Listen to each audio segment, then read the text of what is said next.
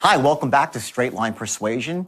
Let's move on to Module 2 now, which is the art of prospecting. And this is more of an introduction to the art of prospecting. We'll get into much greater detail later. Here we're going to lay the foundation for what it really means to prospect effectively and elegantly. See, this is one skill that really escapes or that people ignore, much to their own chagrin and their detriment, because what happens is if you don't prospect effectively, that doesn't mean just finding people who are interested, but even more importantly, weeding out the people who are not interested or who don't qualify for whatever it is you're offering. See, if you end up not prospecting effectively, number one, you're going to be desperate for people to speak to, so you'll have this sort of uncertainty in your tone, knowing that each person matters so much. And more importantly, you'll be pitching people, whatever it is, your ideas, your concepts, or a product, and these people won't truly be in the universe of your buyers. So after you're done, they don't buy from you or don't, sign up for whatever it is that, your vision or whatever it is, your idea. You'll start saying, geez, do I sound bad? Am I doing something wrong? When in fact, you're doing nothing wrong. You simply are talking to people who you shouldn't be talking to. So I want you to learn those lessons very carefully here. Focus on it. Write the notes in your action book here to make sure that you really get this one, because this is going to set you up to have a much easier time of it down the road. Now, we're going to cover a couple of other things in this module too, some very important foundational aspects. One thing you'll see is something called an action threshold. And what that is, it's the point when someone actually says, yes, I'll do it.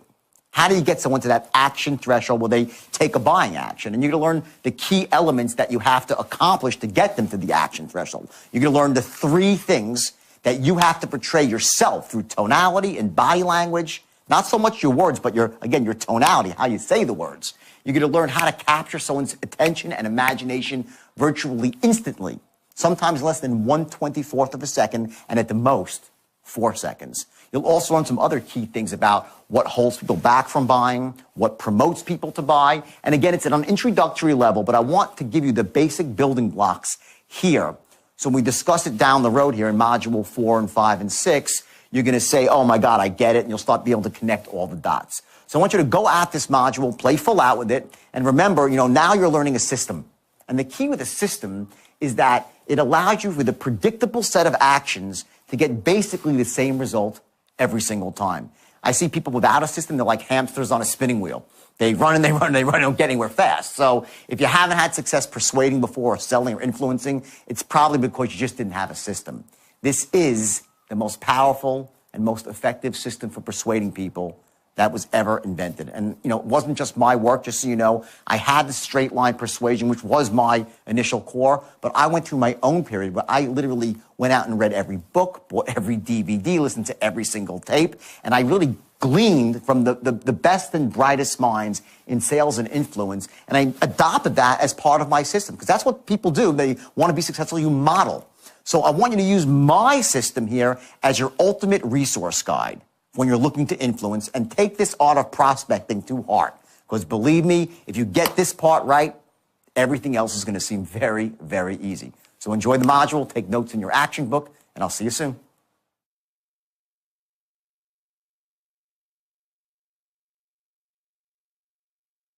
So let's talk now about sales. Let's start getting right into it with prospecting, okay?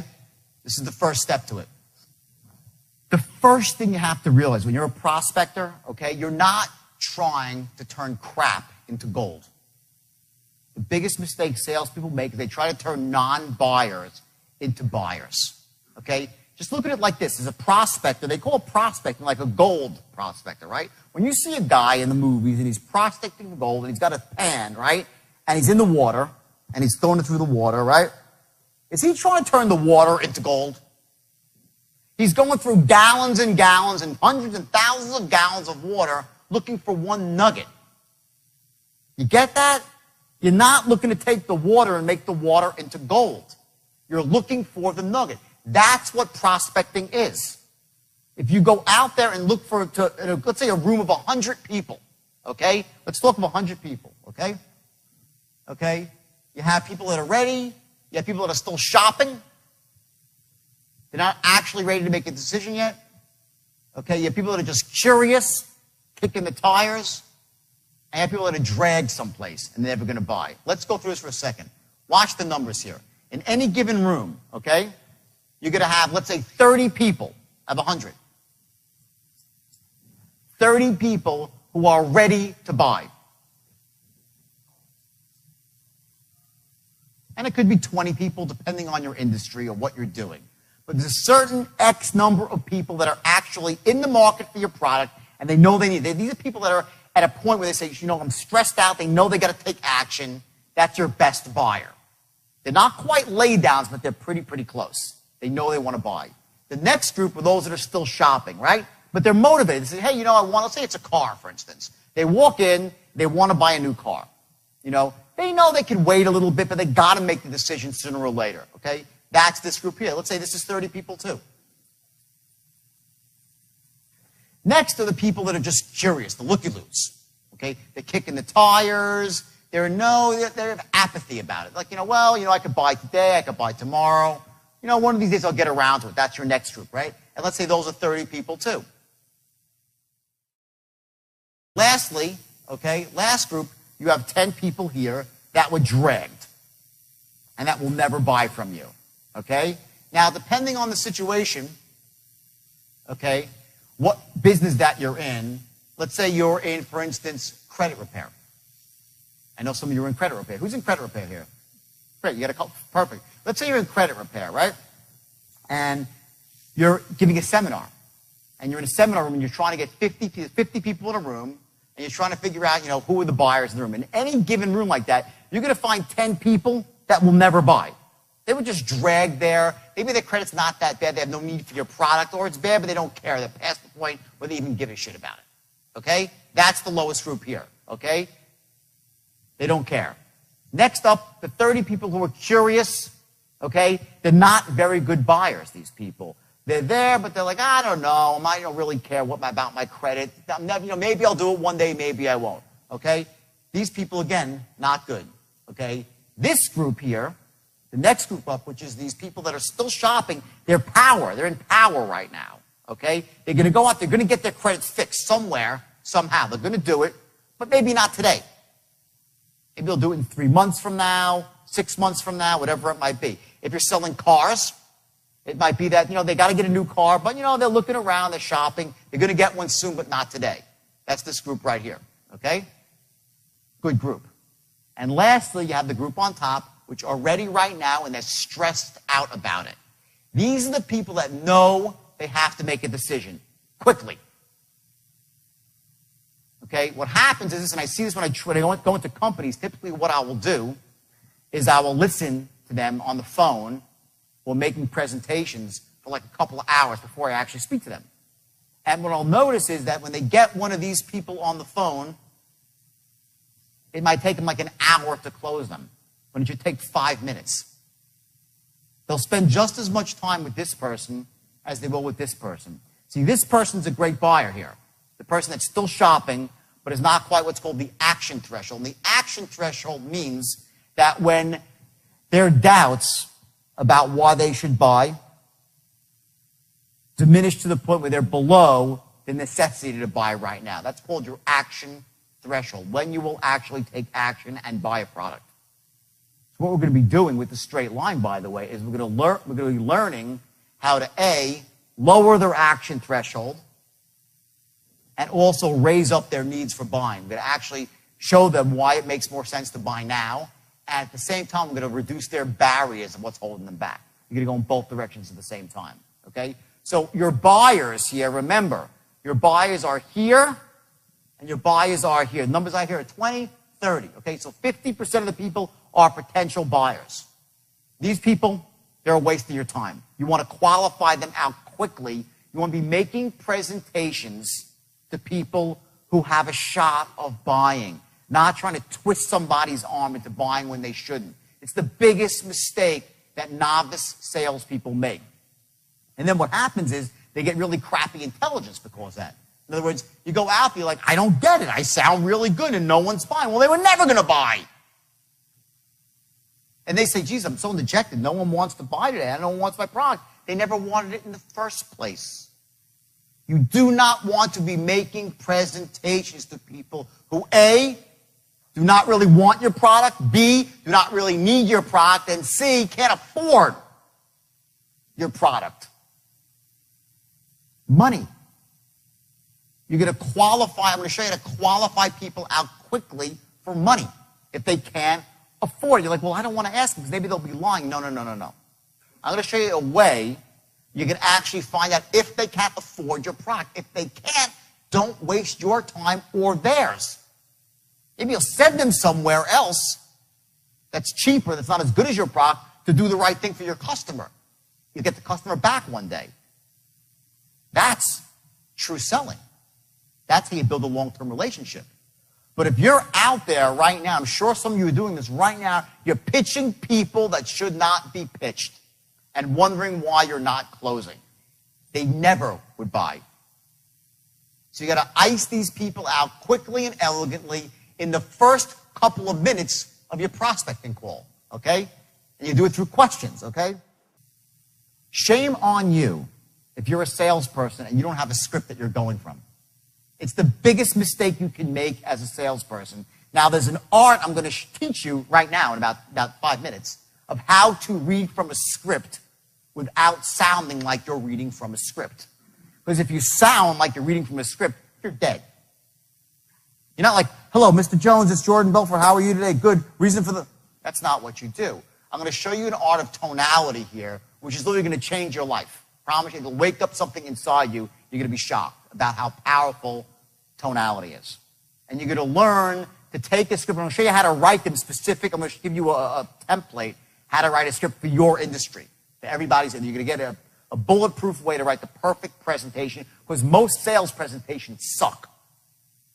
And I've seen, I go out to companies, what I do, they suck. They're awful. They're destructive. Okay? Most of them, they list benefit. Right up front, they slam the benefits up front, right? And guess what? They ain't buying anyway. People don't buy right away. You can tell people all the wonderful things about your product, all right? But there are other issues that stop them from buying that need to be uncovered, so you don't just throw your best stuff out there right away. You want to keep your powder dry. Write that down, please. You want to keep your powder dry. That's an old military saying about not firing off all your big ammo when you're 5 miles away from the enemy. Not that the salesperson, the client's your enemy or your prospect's the enemy, but the metaphor goes that you want to save your best stuff, your most effective stuff, for when it matters. And there's a certain give and take. Listen, this goes back to when we were 5 years old. And our mommies and our daddies said, don't take candy from strangers, or don't trust the salesman that comes to your door. We were fed limiting beliefs about buying and taking action, about being, making a decision and looking stupid since we're this big. And those beliefs are in your head. They're in everyone's head. Now, some people like me, I'm what you call a buyer. I'm the easiest sell in the world. I really, who here is an easy sell? Most salespeople are, right? Some people are really tough nuts, okay? They just don't want to buy. Why? What does that really mean when someone's not a buyer? What it means is they have beliefs about buying stuff that there's something wrong with it. They're held back. They have these limiting beliefs about buying. So you might go out there and you say to someone, listen, my product is A, B, C, D. It's the best. It does all these wonderful things. And I'm this, I'm that, I'm great. I'm this greatest guy in the world. My company's ethical and honest. They stand behind the product. And everything is great. And they still don't buy. You're like, what the hell happened? I made the greatest presentation of my life. They love my product. Who's ever had this where you know that they liked you? Raise your hand if you've ever had a situation, right? We've had everyone, right? If you're not raising your hand, you're lying, okay? You've all had this, okay? Where you've made the greatest presentation, you knew they needed your product, they loved you, you had great rapport, and they still didn't buy. What is that about? Why are they not buying? Guess what? It's beliefs that they have. And those people are your best customers because they won't buy from anybody else once you crack through them. And the straight line, what the straight line shows you is how to get through those people like that. Okay? Through language patterns that go after people's beliefs. Because what happens is this. I talked about action threshold, right? Someone's action threshold, right? This is perhaps the most important concept when it comes to influencing people. The action threshold, what it is, it's this unconscious unconscious set point that somebody has to taking action. At one point, they get motivated to take action. Human beings are not random creatures. We don't do things by accident. We do things for a reason. We always have positive intent with what we do. Now, that doesn't mean that we always do things that really empower us. Sometimes we make stupid, lousy decisions. But inside, we did it because we thought it was in our best interest. The action threshold represents this. It's the sum of all the pluses. He thinks the good things that will happen if he makes a decision to do something. The negative things, logically, that will happen if he makes a decision. So he'll buy something and say, well, it's too expensive, it'll cost me money, all this sort of stuff, right? These are the negatives that hold somebody back. Maybe the company won't stand behind their guarantee. What happens if I have problems? I don't know. Maybe my wife will get pissed. All these sort of things that hold people back before they take action. And then lastly, you have limiting buying beliefs. And this, I have the worst handwriting in the world, by the way, so just excuse me, okay? Almost barely legible, okay? So, you have limiting buying beliefs. And what these are the voices in our head that just say, don't buy. For whatever reason, because of bad experiences we've had, we've been burnt before. See, human beings were always looking for patterns, right? When I walked through the door today, this door, I'd never been through this door before. But when I walked up to this door, I didn't say, now let me see. There's 2 slabs of wood. Looks like a door. I think it must be a door. I wonder what's on the other side. I hope I'm not going to walk off a cliff. Right? Sounds silly. But here's what happens. My brain, your brain, generalizes and creates patterns in the world. So I walked into it and said, it looks like a door. It must be a door, so I know it's safe on the other side of the door, and I walked through. If you don't think that every time that you're talking to someone and presenting them with an idea, they're doing exactly that, you're kidding yourself. You're kidding yourself. Every time you're trying to close someone, they're running that equation. They just don't realize it. They're running movies out. They're running videos in their head. Here's what happens if I make the decision to say yes, and here's what happens if I don't. Which one causes more pain? Which one gives me more pleasure? That's what's the heart of selling, is to get someone to a point so when they say yes, what's happened is, imagine a scale, right? You have a fulcrum in the middle, right? This is a scale, the worst artist in the world. This is your scale right here, okay? All the pluses are over here, all the minuses are over here, okay? And then what you have is the invisible force, which are the beliefs about buying. Now, if the person has lots of limiting beliefs about buying, this side of the scale, the negative side, this is the negative side here, is going to be a lot heavier. It's going to go down, okay? If the person has really generally good beliefs about buying, like I do, and some of you do, they're easy to close because all it takes is a little bit and the scale drops. When you're going through the straight line from open to close, what you're doing is this. It's very, very simple.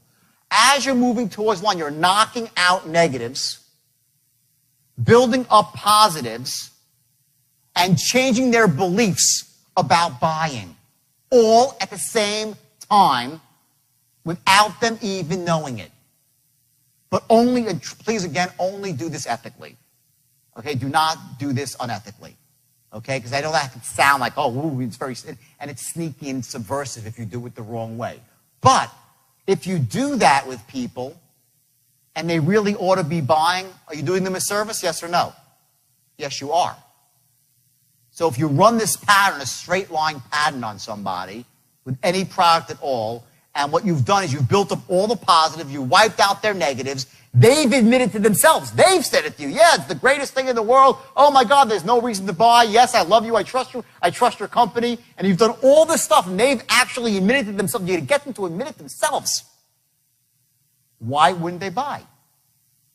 They're in a box. And what happens, then you run certain tonal patterns, and they close. And they start buying. You will close with a straight line anybody who is closable. You will close anybody who is closable. That is your goal, not 1% less with a straight line to close any human being that can be closed. And I urge you again, one more time I'll say it, do never close somebody who shouldn't be closed. Only do with people that need and that can be benefited by your product. Then you can run this pattern on them. Okay? Then you're doing them a service. And afterwards, they'll say, thank you, thank you, thank you. You'll get massive referrals from these people once you run this pattern. And you're only going to do it to empower people. Okay? Now, next slide here. Okay, the funnel. This is a great thing. I actually stole this from somebody else. I'll tell you, his name's Warren. I'm going to give him credit. His name's Warren Gresham. And I love this thing. I rented all these tapes. I wanted to see what everybody in the world was saying about selling. Because, lots of people have great ideas. I have my own theory on it. I want to know what everybody else was saying. And he came up with this thing, which of course is very simple. And we all know this. It's not genius or anything, but it's very powerful. I want to just click through the whole thing and show you exactly what this is. This is your sales funnel, okay?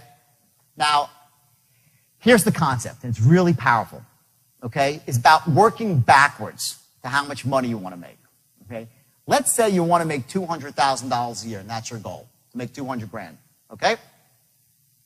And your average commission, your end, after you split it with the company, is $2,000, right?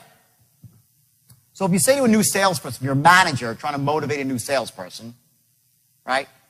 Set your goal, you got to just go out and make how do you get, I got to make a lot of dials. I got to make a lot, right? What you want to do is take that a lot and actually break it down into a very specific formula that they have and that you have. So if you're a salesperson, you want to get this, you want to get your a lot number. What's a lot for you? I got to make a lot of dials. I got to make a lot of cold calls. Well, what's that number? Here's how you find that number, and it's very, very simple, and it's powerful, because once you have this formula and you're not doing well and you have a slump, you can dissect it and see exactly what you're doing wrong. So let's go through this real quick. Your average sale and commission, $2 grand, okay? If you want to make $200,000 a year, you'd have to make how many sales a week? 2, right? That's $4,000 a week, 200 grand a year. We're rounding it off, okay? Now to do that, you have to actually get in front of 6 people. You have to get in front of them. Now, if you're selling on the phone, that means you have to get up 6 full-blown pitches to qualified people, right? That's your number, okay? If you make 6 pitches a week, you're going to get your 2. Now, in order to get 6 pitches, you have to have, let's say, 8 appointments, 8 set appointments, because people cancel. They don't show up. You get there, something happened, right? You need to have 8 appointments set on your calendar to get to your goal of $200,000. To do that, okay, you have to have connects, meaning you have to get on the phone with the actual decision maker 40 times per week to get to that point. 40 actual, not like, hello, is so-and-so there? No, that's different. That's a dial, okay? Okay, 40 connects. And lastly, the number of dials. And that is how many times you actually pick up the phone every single week and dial it. Now, in a 5-day week, that's what, 24 dials per day. So you know that if you make 24 dials per day, by hook or by crook, you're going to make $200,000 per year. It's a lot easier to visualize that than just say, I want to make $200,000. Okay? Now, here's the thing. Can you control this? Sales. You can't. Someone else has to say yes. Can you control interviews? No, you can't control that either. Can you control appointments? No. Can you control the number of connects? No. The only thing that you could control in your world, for sure, is dials or cold calls. It's the one element that's always within your control. So if you're a sales manager, you want to give someone a sheet. I'll give you the sheet before you leave. Then you can just copy it for yourself, okay, on your own letterhead. That actually shows you how to keep track of somebody else's production. And if you're a salesperson, just your own. Run this number for 90 days straight, your average number of sales, the average number of connects, interviews, the whole 9 yards, okay? And what happens is, if you fall into a slump, you can start saying, what's not working here? Are my dials too low? Oh, no, actually I'm making $130 there. I'm doing great there. Am I getting enough connects? No, well, maybe my list is bad. Get it? You can identify what your problem is. Maybe you're not setting enough appointments. You say, well, maybe my qualifying rap is awful. I don't sound good on the phone. I'm not creating excitement, enthusiasm, right? It could be there. Interviews, sales, the whole 9. If you're not closing, so I roll my closing strategy. Okay? It allows you to identify exactly what's going on in your world of sales. And again, the only thing that you control is dials, okay? That's your sales funnel. If you don't use this, I'm telling you, especially if you're a sales manager, it's the easiest way to keep control of your sales force. And if you're a new salesperson, it's also very powerful to see what area you need working, okay? Next. Okay, 4 seconds, okay? When you're speaking to somebody on the phone, you have 4 seconds, no more than 4 seconds to establish 3 things. And here's what they are. Number 1, that you're enthusiastic as hell. That's number 1. That has to come through instantly from the second they speak to you. Write that down, everybody. Enthusiastic as hell.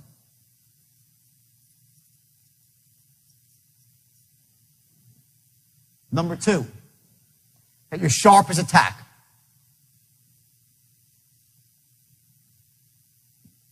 You have 4 seconds. If you don't do this in 4 seconds, you're heavily behind the 8 ball. And number 3, a figure of authority. An authority figure. These 3 things must be accomplished in the first 4 seconds someone speaks to you. And what it all rolls up to is one simple fact. You're a person who can help them achieve your goals. That's it. Unless you've done that in 4 seconds, you're seriously behind the 8 ball. Seriously behind the 8 ball. And ultimately, what that really translates to even one step further is that you are a person that can help them take control of their lives. They can take control of their lives. People have the desire to gain control. When they're feeling out of control, they act. It's part of what your action threshold is all about. It's a point to get back in control of your life. When someone has credit that's screwed up, do they feel in control or out of control? Out of control, right? When somebody wants to buy a new car because their old car's a piece of crap and they drive down the street and people are looking at them, do they feel in control or out of control? Out of control. When somebody is looking to find an investment advisor, a stockbroker, a commodities broker, and they're looking to develop, some kind of path to have a secure financial future, do they feel in control or out of control? Out of control, right? They're looking to get in control by identifying someone that can meet a need, fill a need, help them achieve a goal. So your job as a salesperson is to help people achieve goals and gain control of their life. That's what you're doing. You have 4 seconds to make that, bam, that first impression that you're enthusiastic, sharp as a tack, and a figure of authority.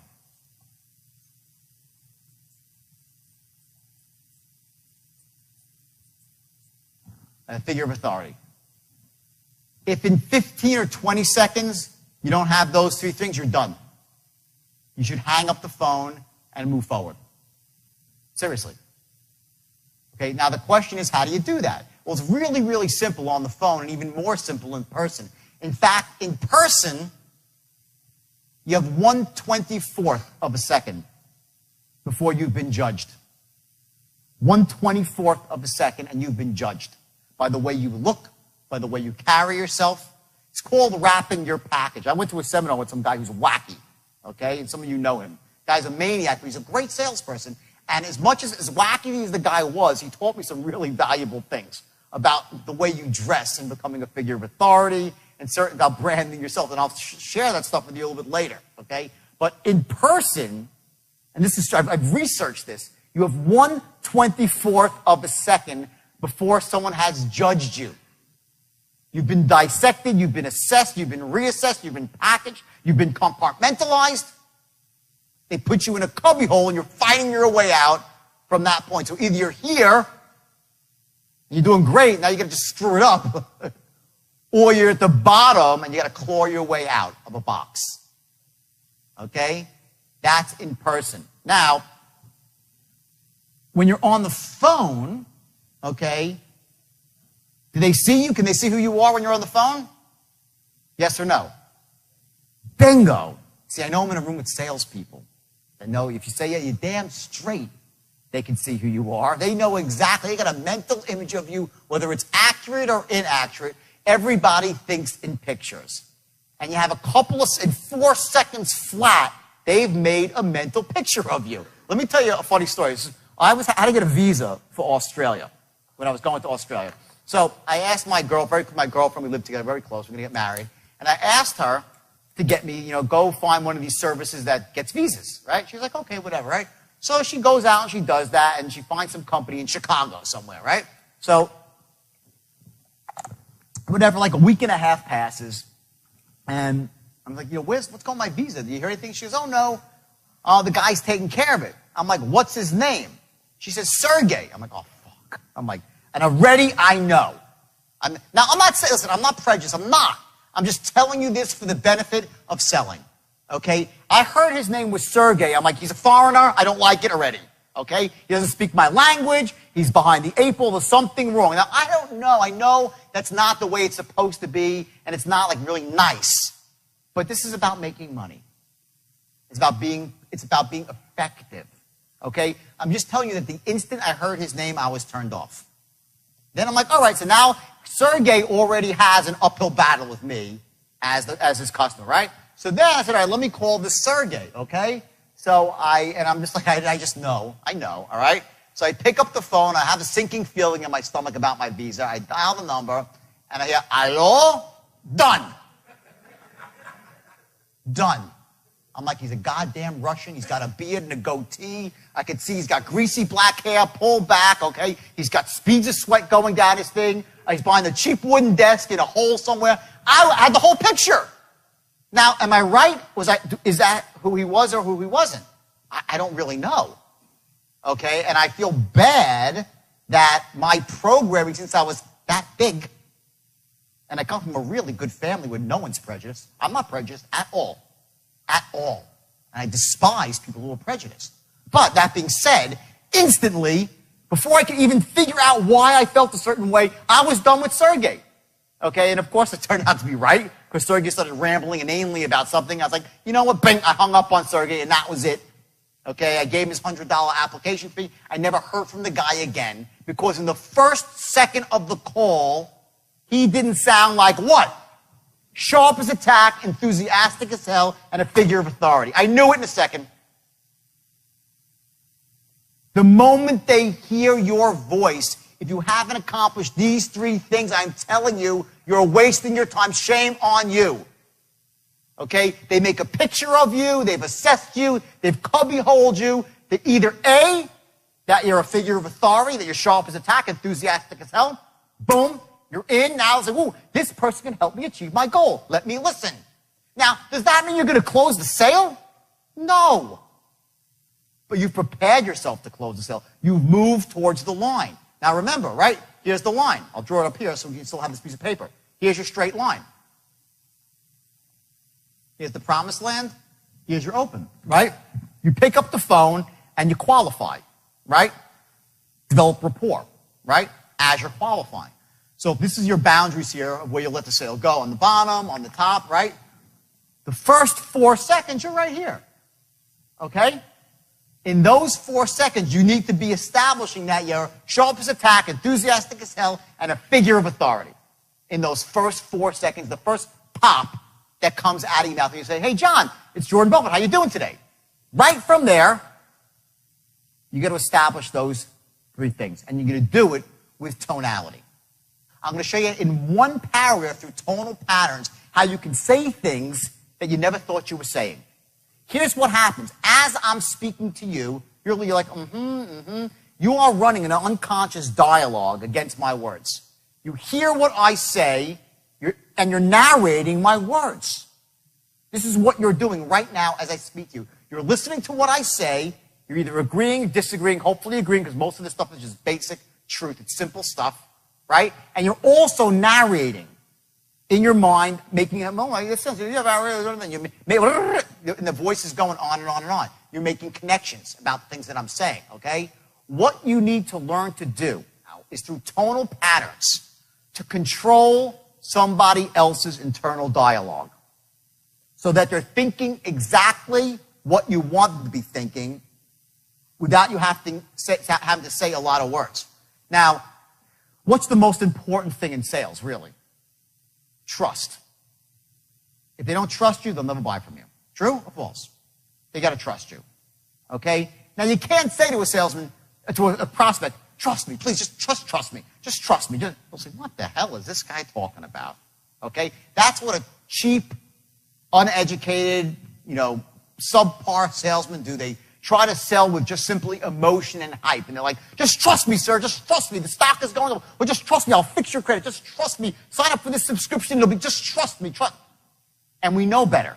And what happens is all those limiting buying beliefs, whoop, the antenna goes up and they rise up. And next thing you know, their action threshold is through the roof and you can't close people.